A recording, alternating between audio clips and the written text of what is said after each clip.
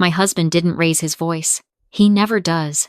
He just stood up from his chair at the end of our dinner table, picked up the folder that had been sitting face down beside his water glass all evening, and said, "Before we do dessert, I think there's something this family needs to see." 14 people went quiet. Forks stopped moving. My mother looked over at me with an expression I recognized, the one she used when she thought someone was about to embarrass themselves.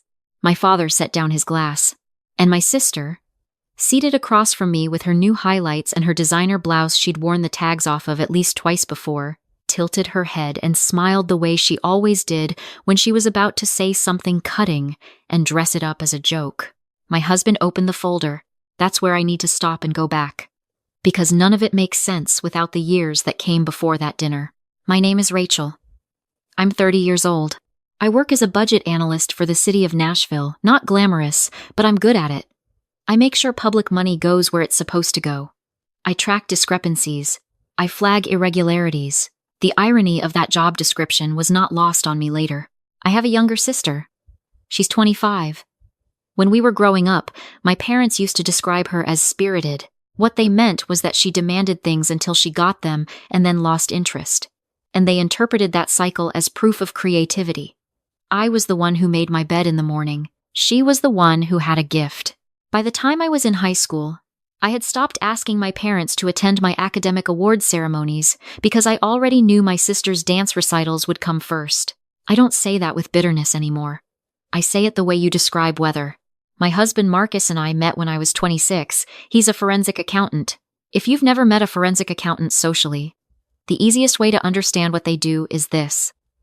They find money that people are trying to hide. He's quiet about it. He listens more than he talks. He has a way of asking questions that sounds like casual conversation until you realize, 3 exchanges later, that you've answered something you didn't mean to answer.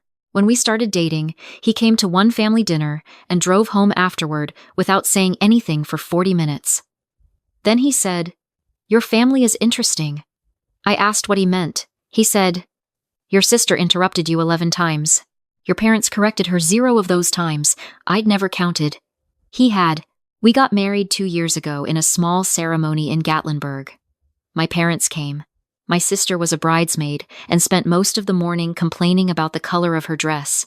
I smiled and told her she looked beautiful because that's what I'd been trained to do, translate my own hurt into accommodation and call it grace. Last spring, Marcus and I closed on our first house. It was a brick ranch in a quiet neighborhood east of the city with a yard and a basement and a kitchen big enough to actually cook in. I had saved for 6 years. We had budgeted carefully, made compromises, skipped vacations, and on the day we signed the paperwork, I sat in the car and cried for 10 minutes because I hadn't let myself believe it would actually happen. We planned a housewarming for the 3rd Saturday in September. Not a huge thing, close family, a few friends, food from a barbecue place Marcus liked, string lights in the backyard. We sent the invitations out 8 weeks ahead. My mother called on a Thursday evening in late August. She had that bright voice she uses when she's already decided how the conversation is going to end. "So," she said, "you heard about your sister's launch?" I hadn't. My sister had been attempting to start a fashion accessories business for the better part of 3 years. There had been a soft launch in year 1 that lasted about 4 months. There had been a pivot to curated vintage resale in year 2. Now, apparently there was a new chapter involving her own line of handmade leather bags, and my mother said the word launch the way people say surgery, like the weight of it alone deserved your full attention. "She's doing a pop-up event," my mother said. "It's going to be beautiful. She's rented this little gallery space in East Nashville, and she's got a photographer and everything." I waited. "The thing is," my mother said, and I heard the pivot coming the way you hear a car slow down before a turn. "She wants to do it the last Saturday in September." I pulled up the mental calendar. "That's 1 week after our housewarming." "Well," my mother said, "Mom, she already talked to the gallery. They had a last-minute cancellation and gave her a discount. You know how she is about money." I did know how she was about money. Money moved through my sister the way water moves through sand, fast and without friction, and always leaving a mark. "We've had our date set for 8 weeks, I said carefully. "Invitations are out. We've already put down a deposit with the caterer." I know, my mother said quickly. But what if you did yours a little earlier? Like the last week of August? The weather's still nice. The last week of August is in 2 weeks, Mom. People would come.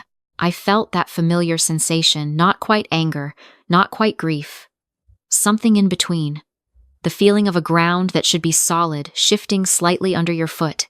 I'm not moving our housewarming, I said. We've planned this for months. My mother's voice cooled by a few degrees.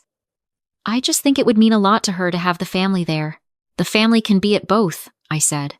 1 week apart isn't a conflict. A pause. She needs the support right now. You know she's been struggling. I didn't point out that she had been struggling in a very well-dressed, well-traveled way. I just said, I'll see everyone at our housewarming on the 21st. My father called the next morning. He doesn't warm up. He doesn't ask how you're doing. He just opens with whatever conclusion he's already reached. Your mother said you're being difficult. I was eating breakfast. I set down my fork. I'm not moving the date of our housewarming, Dad. Your sister has worked hard on this. I thought about the 6 years of early mornings and packed lunches and saying no to things I wanted so I could save enough to buy a house.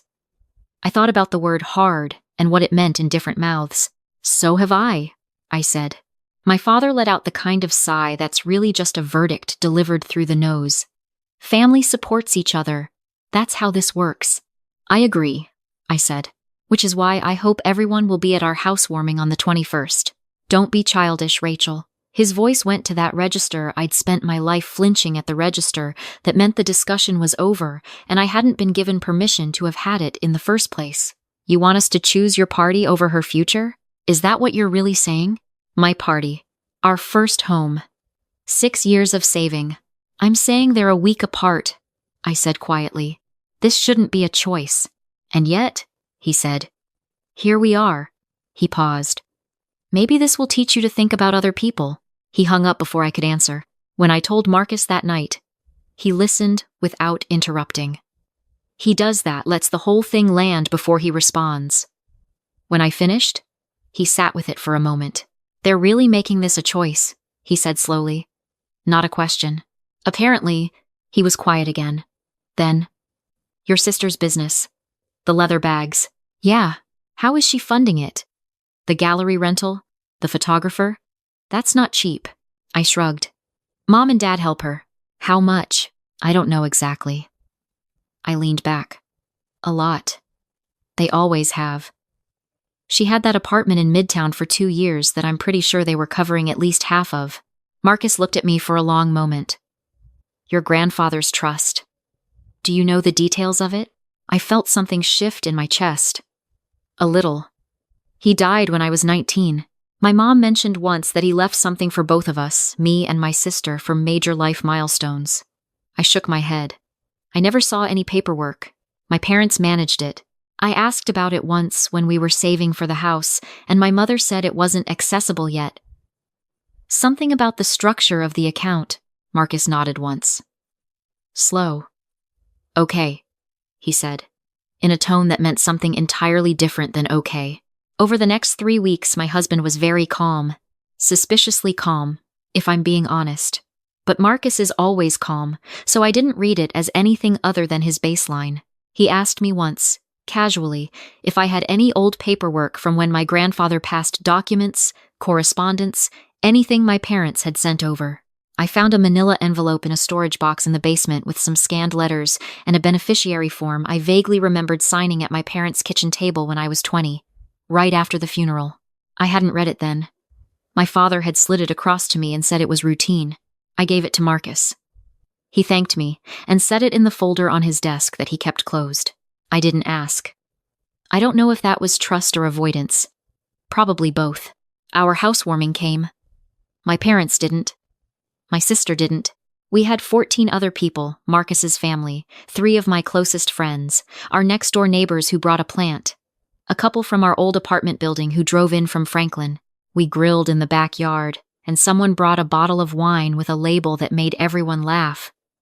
It was a good night. Genuinely good. The kind that doesn't need to be documented to be remembered. But there was a chair-shaped absence at the table that I felt the whole evening. I smiled through it because I'd been doing that my whole life, and I was very, very good at it by now. My sister texted me the following Monday.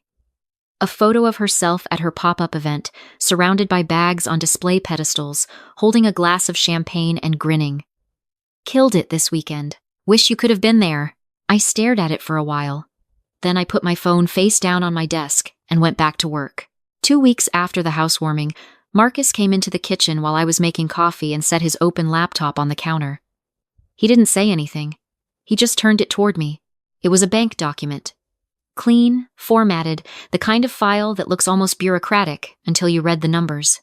Transfer amount, $74,000. Date, 14 months prior to that morning. Origin, an account with my grandfather's name in the trust structure. Recipient, my sister. Memo line, business investment, startup support. I stood very still. The coffee maker kept running. That's, I said, and then I didn't finish the sentence. That's your grandfather's trust account, Marcus said. The one your parents managed. He pointed to the top of the document. There's your name as the named beneficiary. There's your sister as the recipient of the transfer. I sat down on the bar stool because my legs didn't feel entirely certain. Is there a loan agreement? I asked, because I work in budget analysis, and that was the question my brain went to first. No promissory note, no repayment structure, nothing. Marcus sat across from me.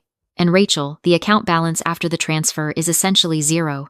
There's nothing left. The coffee finished brewing and I didn't move to pour it. I thought about my grandfather, a retired civil engineer who wore the same 3 sweaters in rotation and kept hard candies in a dish by his armchair. He used to tell me that saving money was just deferred freedom. You're just buying yourself choices later. He had pressed a check for $200 into my hand when I graduated high school and told me to put it somewhere it could grow. He had left me something. He had specifically set it aside for me. And my parents had given it to my sister for leather bags. There's more, Marcus said. He pulled out his phone and set it on the counter between us. A screenshot of a text message thread my sister's name at the top. My sister had texted my mother 14 months ago. The thread was short. Near the middle, one message from my sister read, Mom, just pull it from Rachel's account. She's never going to use it anyway. She's too scared to do anything big. She'll be fine. She has Marcus. My mother had replied with a single thumbs up emoji. I read it twice. Not because I didn't understand it the first time, but because my brain kept trying to find another meaning and there wasn't one. Too scared to do anything big. Buying a house was not big. Saving for 6 years was not big. My life was not big. My sister had decided all of this from somewhere I couldn't see, and my mother had agreed with a thumbs up. How did you get this? I asked. Your mom forwarded the thread to herself at some point and sent it to a family email account that your dad gave me access to last Christmas when they wanted help recovering photos. I still had the login. He said it evenly, not triumphant. Just matter of fact, I wasn't looking for it. I was looking for documents related to the trust, and it came up in a search for your grandfather's name. I pressed my fingertips to my mouth. You don't have to do anything, Marcus said. We can sit on this. We can let it go. Can we? I said. He looked at me steadily. No, he said honestly. Probably not. I asked my sister to meet me for lunch the following Saturday. I chose a restaurant in Green Hills that she liked because I wanted her comfortable and because I had learned something from the years of watching Marcus work. You don't show your cards before you're ready to play them. She arrived 9 minutes late, already talking when she walked in. On a phone call, she wrapped up at the table without apology. She ordered a salad and an iced tea and smiled at me across the table like everything was normal, like we were just sisters having lunch, like nothing had happened or been taken or lied about. I waited until the food came. I want to ask you about Grandpa's trust, I said. She didn't flinch. She stabbed a piece of chicken. What about it? Did you receive money from it? She looked up. Mom and Dad manage that stuff. You'd have to ask them. I'm asking you, I said. Did you receive $74,000 from an account in my grandfather's name that was designated for me? Something moved across her face. Not shame. More like irritation, the expression of someone who's been interrupted during something they were enjoying. It was a family decision, she said. It was my money. You weren't using it. She set her fork down. Rachel, I had a real opportunity. The business needed capital. Mom and Dad agreed it made more sense to invest in something active rather than just let it sit. It was sitting because it was mine, I said. For a major life milestone. Like a house. She tilted her head. You have a house. I have a house because Marcus and I saved for 6 years. Not because of that money. But I should have had the choice. My sister's expression shifted, the slight hardening around the eyes that meant she was about to reframe the situation. She did this the way our mother did it, smoothly, like turning a picture to catch better light. You're really going to make this into a whole thing, she said. You could just be happy for me, you know. The launch went really well. I saw the photo, I said, so you know it was worth it. She picked up her fork again. It's not like you were struggling. You and Marcus are fine. I looked at her for a moment. I thought about my grandfather's hard candies and his 3 sweaters and his belief that you were just buying yourself choices. I thought about the years I had worked and saved and budgeted and said no and watched my sister spend freely and float and be caught every time. I'm not angry about the money, I said, which was partially true. I'm angry because you knew it was mine. You specifically told Mom to pull it from my account. I have the text. The fork paused. You have. The text thread, I said, where you told her I'd never use it because I was too scared to do anything big. My sister's face went through several expressions quickly, landing finally on something that looked almost like being caught, but was really just the recalculation of strategy. That was a private conversation, she said. It was a conversation about my money, I said. I think that makes it partially mine. She leaned forward, voice dropping. Do not make this bigger than it is. This is family. You start making accusations. I'm not making accusations, I said calmly. I'm identifying a transaction. There's a difference. I picked up my water glass. I just wanted you to know that I know. I left the restaurant before dessert. When I got to the car, my hands were shaking slightly, not from anger, but from the physical effort of staying level when every part of me wanted to be anything but. Marcus was waiting at home. I sat down beside him on the couch and told him everything. He listened. Then he said, Are you ready to talk to a lawyer? Yes, I said. We met with an attorney that week, a woman who specialized in estate law and had the unhurried manner of someone who has heard every variation of this story before. She reviewed the documents, the transfer records, the trust structure, and the text thread. She explained carefully what the account's terms allowed and what they didn't, quote. She used the phrase unauthorized disbursement 3 times. She used the phrase fiduciary mismanagement twice. She told us what a formal demand looked like and what our realistic options were. On the drive home, Marcus reached over and held my hand without saying anything. In November, we hosted a family dinner at our new house. It was my parents' first time coming over since we'd moved in. They had found reasons not to come to the housewarming, and I had not pushed. My mother brought a casserole she'd made from a recipe she'd been making for 30 years. My father shook Marcus's hand at the door. My sister arrived with a bottle of wine and a smile, like we'd never had that conversation in the restaurant. I had set the table carefully. I had cooked. I had put out candles. Marcus had placed a folder face down beside his water glass. Dinner was uncomfortable in the specific way that family dinners are when there is something large and unnamed in the room. My mother talked about her book club. My father talked about the neighbor who was suing the HOA. My sister talked about her next collection and a market in Chattanooga she was hoping to get into. I listened. I smiled at the right moments. I refilled water glasses. When the main plates were cleared and we were between dinner and dessert, my husband stood up. Before we do dessert, he said, I think there's something this family needs to see. My mother blinked up at him. My father's expression went flat the way it does when he senses a challenge. My sister set her wine glass down. Marcus opened the folder. He didn't raise his voice. He didn't perform. He talked the way he writes, reports organized, precise, with the particular authority of someone who has already verified every single word twice before saying it. He laid the bank document flat on the table where everyone could see it. He explained what account it came from. He explained whose name was on the beneficiary designation. He explained who received the money and when. He said the number $74,000 without any inflection, the way you'd say a zip code. My mother started to say something. He held up one finger, not rude, just steady, and continued. He put the screenshot of the text thread on the table beside the bank document. My sister's words in black and white. Pull it from Rachel's account, she's never going to use it anyway. My mother's thumbs up. The table was completely silent. My father's jaw was tight. This is private financial information. The account was in Rachel's grandfather's name, designated for Rachel, Marcus said. Her name is on the beneficiary form that was signed in this family's kitchen. He looked at my father.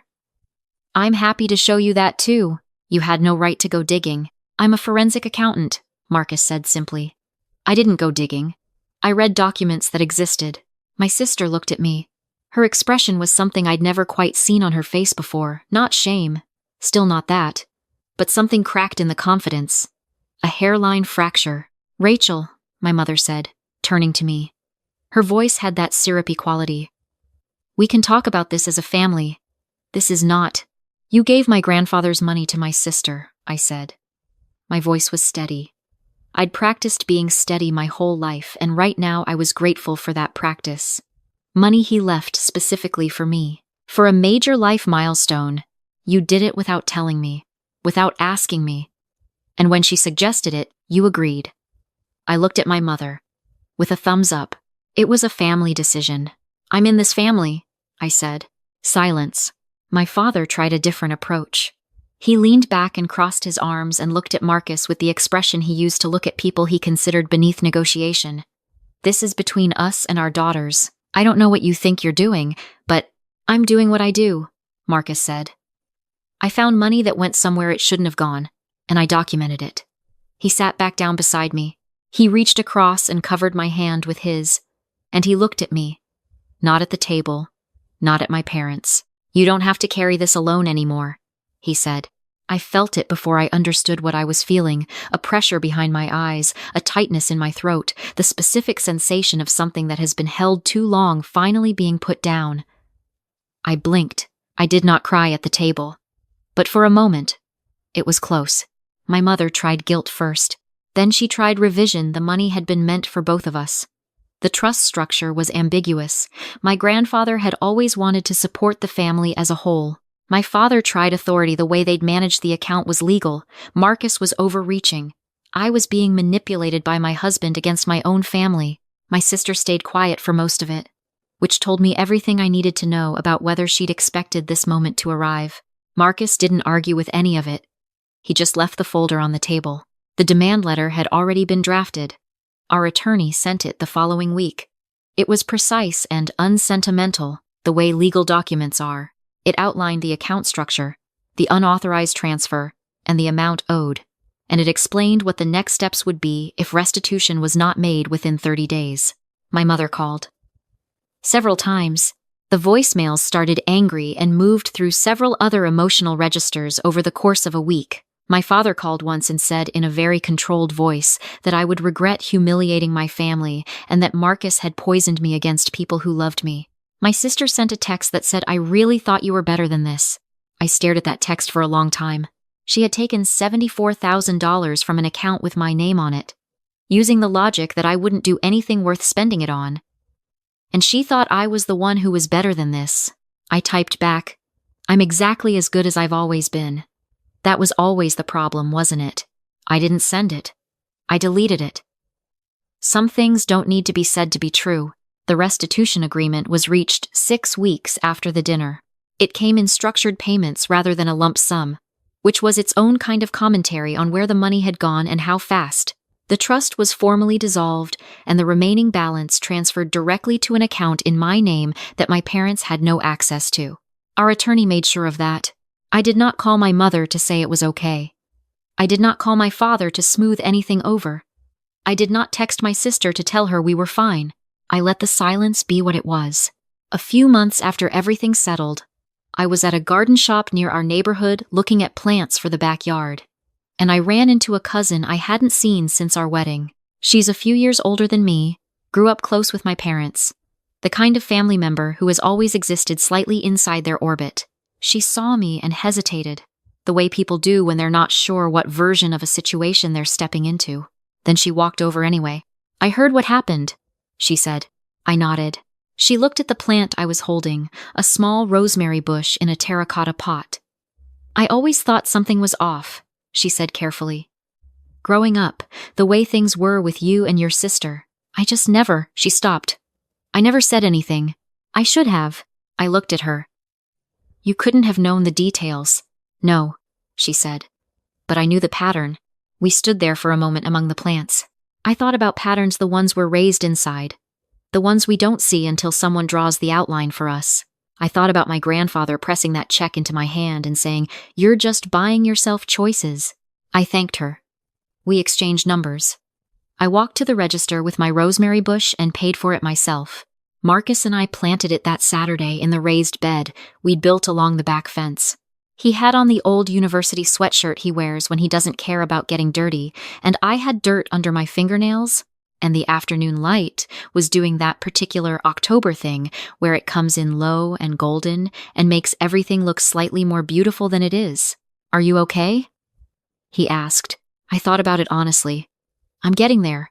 He handed me the trowel. The thing about being raised to be the stable one, the lamp, the constant, the person who keeps shining without needing anything, is that you eventually start to believe the role is the same as the person. You stop being able to tell where the accommodation ends, and you begin.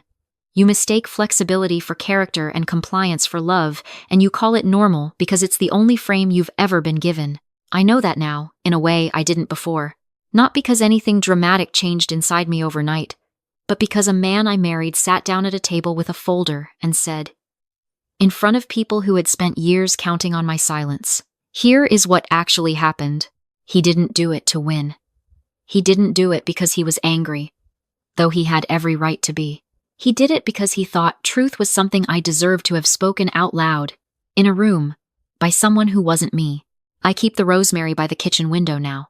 It smells sharp and clean and a little bit like something that has learned to survive with not much water and a lot of sun. Marcus clips a sprig of it sometimes when he's cooking. He hands it to me, and I hold it for a second before I use it. And I think about my grandfather and his hard candies and his belief that you were always just buying yourself choices. He left me one.